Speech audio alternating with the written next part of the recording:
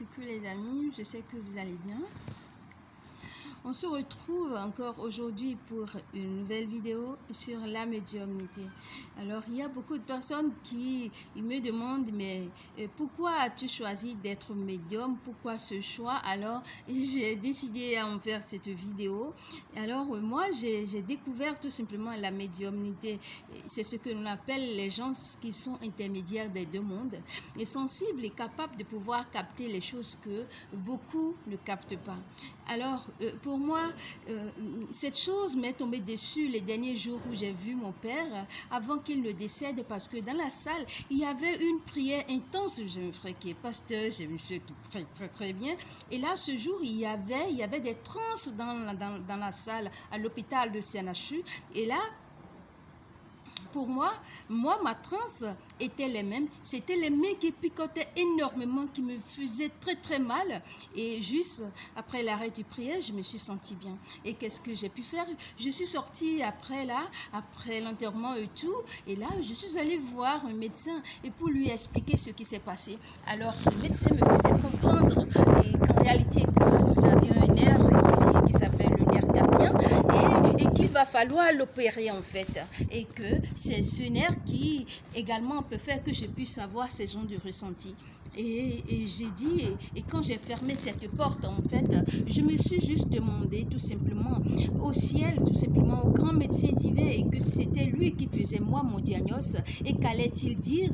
Et là, des jours après, j'ai également pu constater et que ces picotements étaient juste là, tout simplement, et pour me dire qu'il y a des douleurs, qu'il y a des choses et qui ne sont pas agréables. Et juste après, j'ai compris que je peux juste tout simplement poser mes mains pour soulager les douleurs. Donc c'est ça. Mais à ma grande surprise, pourquoi je fais cette vidéo aujourd'hui? Et bien sûr, je le fais parce que j'ai reçu une visite d'un personnage qui me semble être ancien.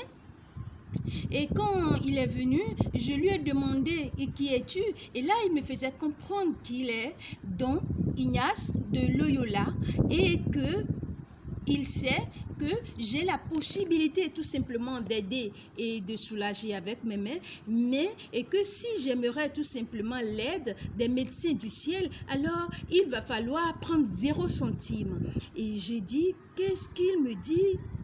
Dans quel pays il y a 0 centime? Je n'arrivais pas à vite comprendre. Il me dit, tu ne vas pas prendre de l'argent.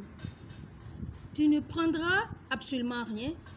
Alors, je ne te force pas à le faire. Tu n'es pas obligé de le faire. Tu as le choix.